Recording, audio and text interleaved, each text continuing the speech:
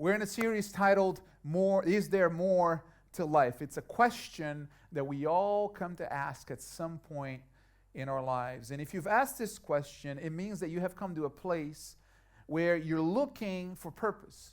You're looking for something that makes life worthwhile.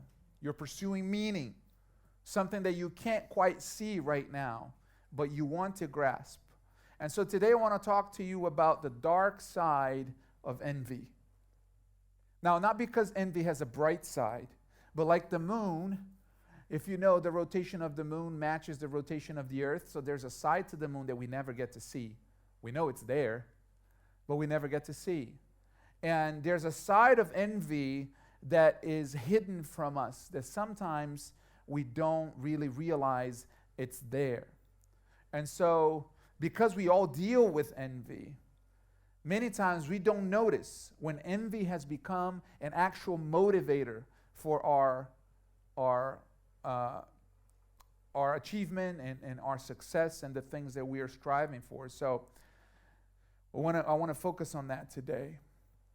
It happens really when we lack vision. It happens when we don't have clarity about our calling, or we're going through a season where we can't quite see what's going on. And so this is what we do. We begin to look aside to other people. We begin to look besides ourselves for inspiration.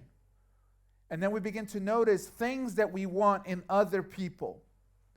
And you might say, "Wow, I like what that guy has, and I like what she's got, and I want to get what she's got because what does she got that I don't got, and I want to got that." And so we want, and at first it's an innocent thing, right? It's inspirational. We look for something that can inspire us to pursue, but that's when envy sneaks in. It's when we begin to look for things that we desire in other people, and then we begin to compare. And then what happens is we compare our sufferings, we compare our past, we compare our lives, we compare the course of our lives, and something in us says, "Well, it's not fair. Why should they have that and not me?" And at first, like I said, it seems like an innocent observation. Someone else's achievement, someone else's success. We see it all over the internet. It's plastered on our Instagram profiles and our social media posts. But because of envy, there's a desire to be better than that person. Or worse, because of envy, there's a wish that can be birthed, where you not only want to be better than that person, but you begin to desire for that person to lose what they have achieved because their success doesn't seem fair to you.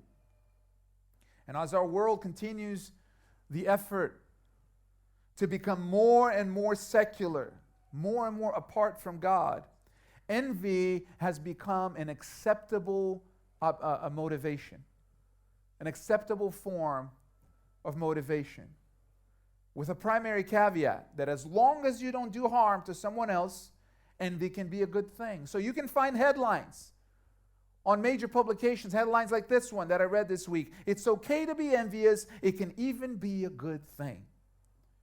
Or this one, "Envy is fuel you're not using." Or this other one, "The upside of career envy." And these publications are not obscure publications. These are headlines from publications like Vox or Forbes or even the Harvard Business Review, which in the Harvard Business Review post, this is a quote from that post. "Remind yourself that while you can't control envy, you most certainly can choose whether you feel shameful about it or not. And when you patiently allow yourself to feel envy about a situation and prevent shame from prolonging its negative impact, the sting will slowly diminish." So the counsel to people is, hey, embrace envy, but shun shame. And then you'll be all right. And it's been a long-standing assumption by many thinkers in our culture that the lead cause of the problems we face is not the behavior, but it is the shame that many times follow it. And a lot of effort has been placed on completely removing shame. Completely removing shame from things that are typically taboo. And while it's true, it is true that shame can be harmful. It's true that shame can be a problem, especially when it deals with somebody's past. There is a part of shame that's useful as a preventative emotion to keep us from doing terrible things. That's why the Apostle Paul, he brings up shame in one of his letters to awaken the people back to their senses when they're slipping away from the truth. Look at 1 Corinthians chapter 15, verses 33 and 34. He says this, "Do not be misled. Bad company corrupts good character." Now, some of you parents, you need this passage memorized on a sticky note so that your kids can know it. You need it on your fridge. You need to put it on their mirror. You need it in their backpack. Maybe print a t-shirt so they can wear it to school. This is important. He's teaching the church. He's saying, hey, bad company corrupts good character. Come back to your senses as you ought and stop sinning. For there are some who are ignorant of God. And then he says, I say this to your shame. It may be odd for us to see the Apostle Paul using shame as a tool. But the truth is that shame in a specific situation is meant to prevent us from doing something that we shouldn't. And I think it is really important that we do not get accustomed to living with envy in our hearts. It's really important for us to repel envy, because envy affects our judgment. And it causes us to see things that are not good as good. And one of those effects, it's called Schadenfreude. I'm working on my German. Arrivederci.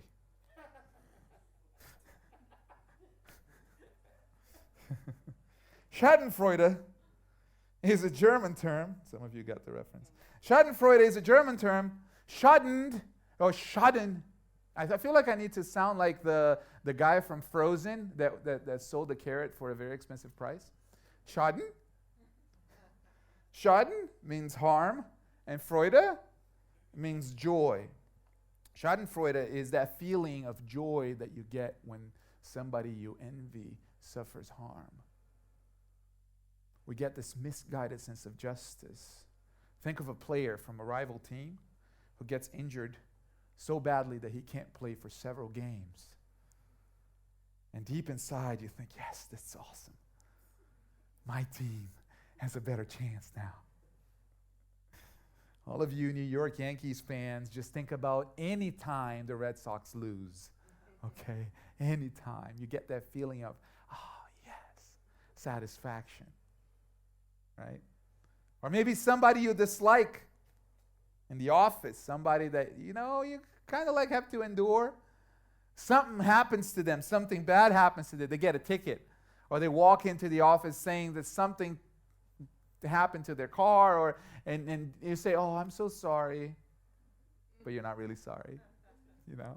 Deep inside you're like, yes, you got what you deserve. Schadenfreude. You want to say it, don't you? Okay, let's all say it. Schadenfreude. Yeah, you can't say German softly. How do you say German in I love you in German? Ich liebe dich. Is that what it is? Yeah. Hey, I have a German background, so yeah, German is strong. Schadenfreude. See, these are self-evident presence of envy, where you can actually pinpoint, you can actually look at it and you say that this is, it's in there, I can see it. But what about the more obscure and subtle effects of envy? Let's go to Ecclesiastes, our main passage for today. As you know, this series is a study of Ecclesiastes, and we're drawing from Ecclesiastes wisdom and lessons that we can apply to our lives. So Ecclesiastes chapter 4, verses 1 through 6, Solomon paints a picture, and he's talking about the reality of the world in which he lived in. And he says, "Again, I looked and I saw all the oppression that was taking place under the sun. I saw the tears of the oppressed, and they have no comforter. Power was on the side of their oppressors, and they have no comforter. And I declared that the dead who are already dead, who already died, are happier than the living who are still alive. But better than both is the one who's never been born, who has not seen the evil that is done under the sun." And then he says, "And I saw that all toil and all achievement spring from one person's envy of another. This too is meaningless," he says, "a chasing after the wind. Fools fold their hands and ruin themselves. Better is one handful with tranquility than two handfuls with toil and chasing after the wind." It's a glim perspective. And what we perceive in this text is that in the era this text was written, there was tremendous suffering and injustice. There was a presence of injustice in society. People descended to such animosity, to such indifference, to such disregard for their fellow humans, that they used their power to oppress people. And Solomon says it was so bad that the dead are better off. And better than the dead are the babies who are still unborn, because they haven't experienced all the evil. They didn't get to have to endure everything that happened and is happening in the world. He gives a dire and a decadent description of humanity. And at the center of it, as the cause, he says, it's envy. Envy has grasped the hearts. In other words, in this kind of environment, when people are oppressed, suffering, and trying to get out of their situation, the chief motivation is envy. Now, have you experienced envy in your life? Have you experienced this kind of envy in your life? Have people tried to take advantage of you at some point or another for their own gain? Have you been so motivated yourself, maybe, toward personal gain that you got blinded? You couldn't realize that at one point your own ambition led you to maybe take advantage of people, or maybe even use people or mistreat people. And maybe at the time you felt it was okay because that's how the world works. You either get or you got, and you don't want to get got, so that's how the world works. Or maybe you justified in your mind because you felt like you too were taken advantage of at some point. And so you just taught him a lesson of how life actually is. However, you justified it in your mind. Could it be that at that point in time, it was actually envy that was motivating you? See, envy is not just about wanting what somebody else has.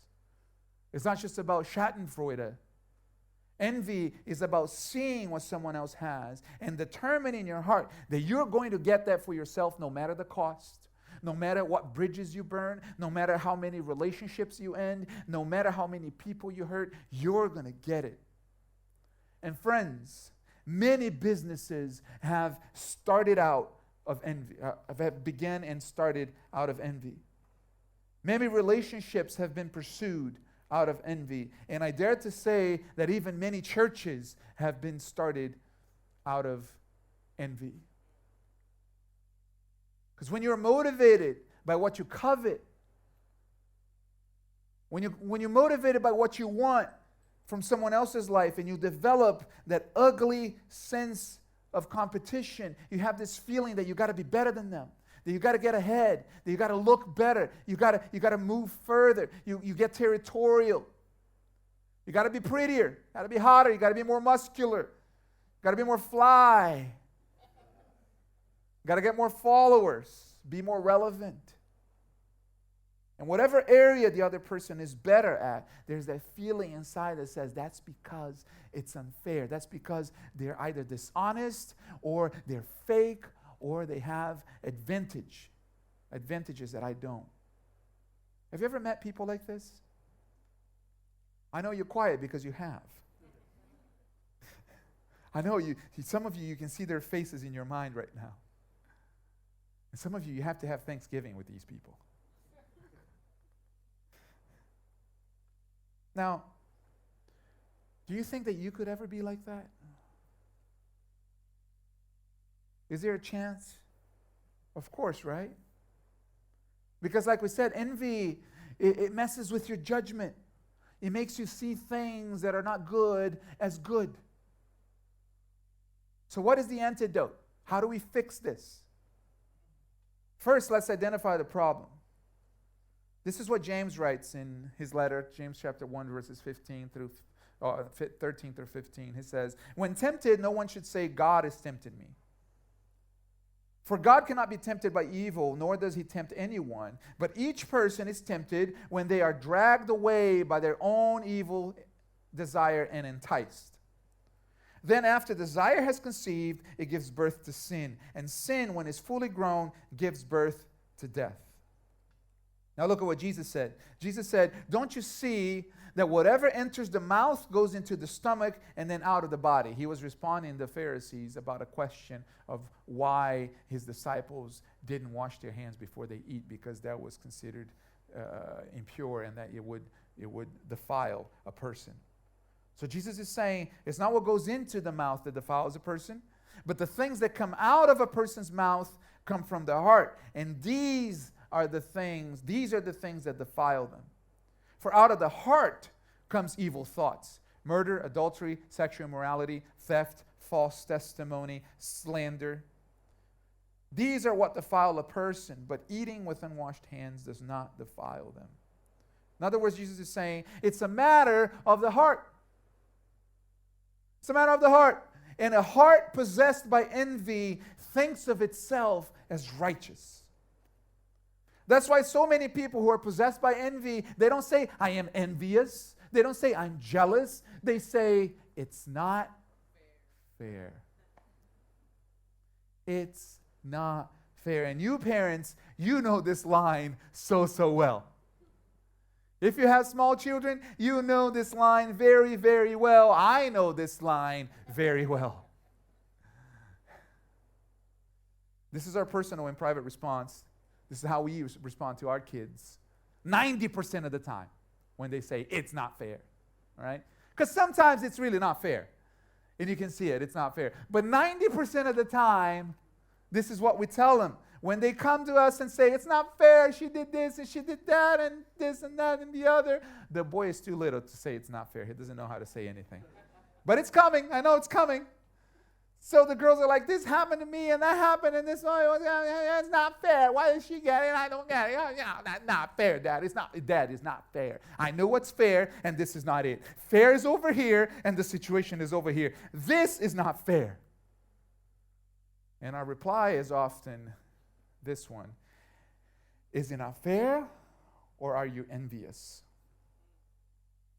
Is this not fair or are you jealous? And you can see the little brains go into a fritz. Because for a child, that's often the same thing. Those two are connected. For a child, the reason why they feel jealousy or envy, it's like you know when you're driving a car and you never change the oil, never do anything, and then check engine comes on? How many of you have a check engine on right now? I got to pray for you.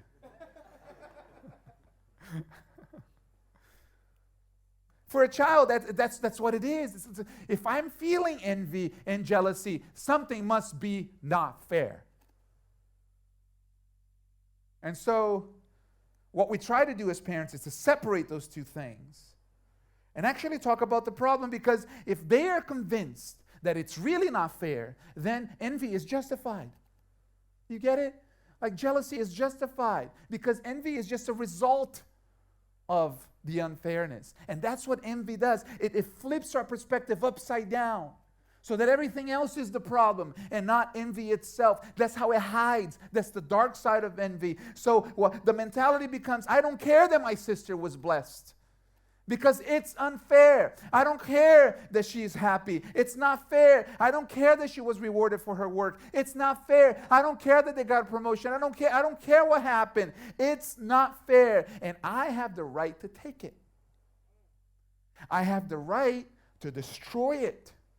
Because my sense of fairness and justice tells me that I have to level things according to what I see is fair. And that's a product of envy. That happens with young siblings. I'm not ranting, okay? I'm sharing with you observations that I've seen, not only in my life. Ecclesiastes tells us that this mindset was happening to everyone. Everyone. People oppressing people, fellow humans defrauding fellow humans, taking advantage of others in the name of trying to get ahead. But he identifies that at the source, it's envy. And friends, this is a pit that we all fall into. We fall into individually, and we fall into as a society. Remember what Jesus said, it's what's in the heart that defiles a person. And so the text in Ecclesiastes addresses the issue in a very poetic, in a very practical way. It paints a picture for us. And so let's go continue on chapter 4, verses 8 through 12. This is what the writer writes. He says, there was a man all alone.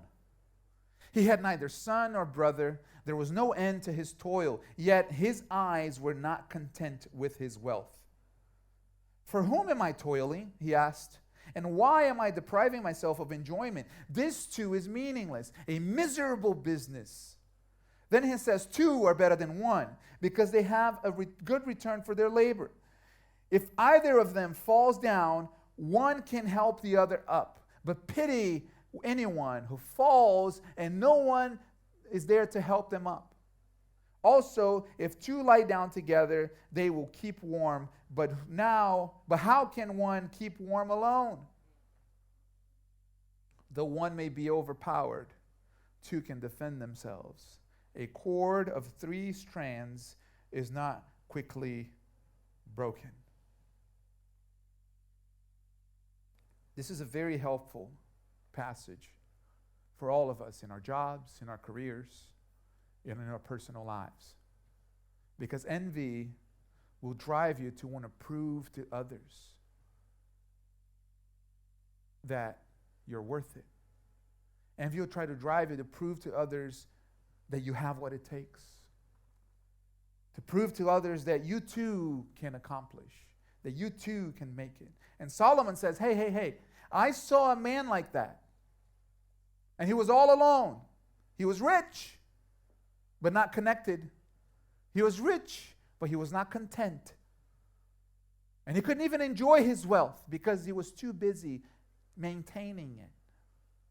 And worse yet, he had no kids, he had no family, he had no one around him, and he ended up accomplished, quote unquote, but with no relationships. And the response to such a predicament is this: 2 are better than 1.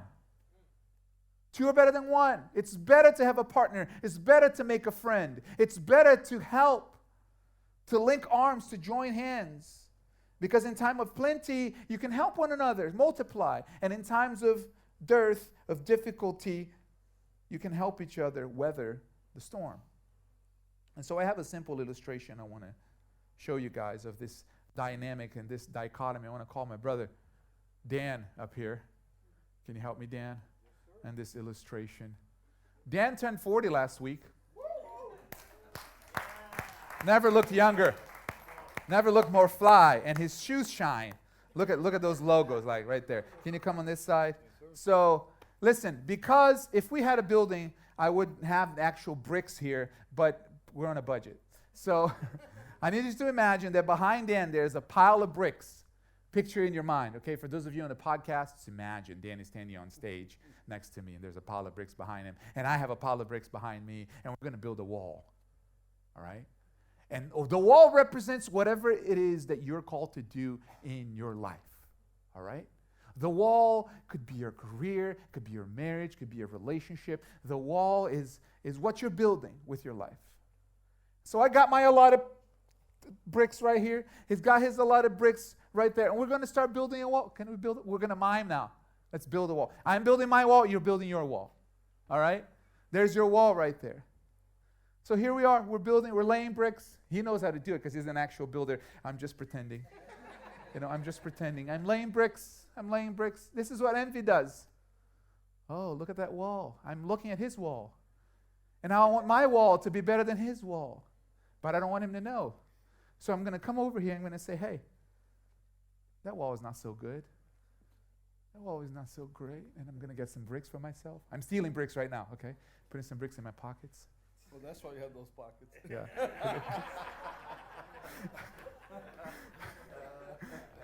Envy makes me look at him as a competitor.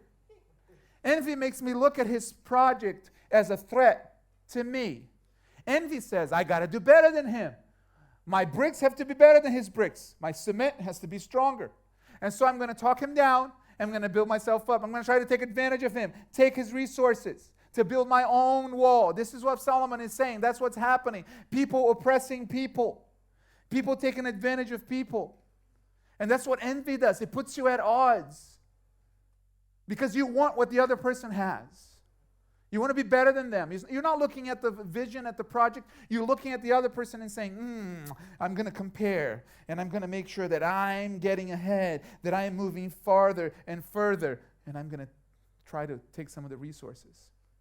And what the scripture is telling us is let go of envy, because if you succeed in building it, you're going to be all alone, maintaining and protecting your wall from everybody else who might want to try to come and steal, because that's what you're doing to them. Instead, a better approach is to learn to collaborate, to not move by envy, but move according to the love of God. Instead, live like you don't have to live like you have something to prove, because you've already been approved by God. Amen. You've already been approved by the Lord. Thank you, buddy. Can you give it up for Dan?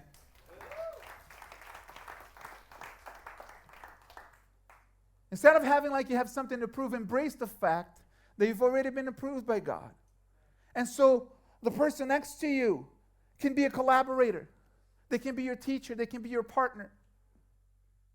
Philippians 3, verse 13, 15 says this. This one thing I do, forgetting what lies behind and straining forward to what lies ahead, I press on toward the goal for the prize of the upward call of God in Christ Jesus. Let those of us who are mature think this way. And if in anything you think otherwise, God will reveal that to you also. See, my call, your call, is to be like Christ. That's my number one calling in life, is to be like Christ. It's not to prove to this guy that I can build a wall better than his, whatever the wall may mean to you. And if I pursue my call, that releases me. Instead of competing with him, I can learn from him. I can love him. I can collaborate with him.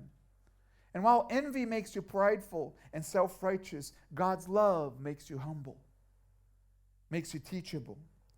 I want to challenge you today to reject the seed of envy that has permeated our culture, has permeated businesses, has permeated our corporate America, getting ahead, get ahead at any cost culture. Be driven, yes. Excel, yes. Be the best that you can be in your field, but not out of envy, not to put somebody out. Do that so that you can be like Christ, be an example in love and conduct. That means that instead of building walls of separation, we're building relationships. Instead of building arguments to tear people down so you can get ahead, We build teams. Instead of being suspicious of others, you can encourage them. And when they have a win, when they succeed, you can remember the two are better than one. So instead of thinking that it's unfair, instead of thinking, oh man, I'm falling behind, and letting your insecurity and envy take root, I should have been there, it's just not fair. You get to celebrate them because you're released from that. And you get to say, hey, my friend, your wall is so nice. Can you teach me how you're doing that? Can I buy you lunch so you could tell me how you succeeded? Can I take you out so I can learn from you, so we can collaborate? Because I have some challenges. I can't see things the way you see. The way to get rid of that feeling is to understand that you have a higher call, and to fix your eyes on the call that God has for you. So let me encourage you today to let go of envy, let go of jealousy, because envy blinds your vision. It blinds your vision so you can't see the new that God wants to do in your life, because it'll keep you preoccupied with matching and outdoing everybody else. Envy is not always obvious. It has a dark side, but it is always blinding. And so if you let go of envy and you embrace God's love, you will be the solution to the oppression and the injustice that we see in our circles. In your own circle, there might be oppression. In your own circle, there might be injustice. And you can scream at government, you can scream at people, and they will never hear you.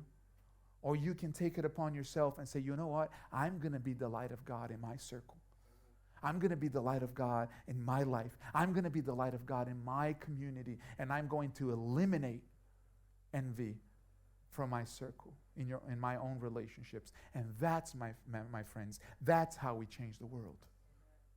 When we change our world is when we change the world. So let me encourage you today. There is more to life. Let's live for God. Do you receive it this morning? Hallelujah, hallelujah. Amen. Amen.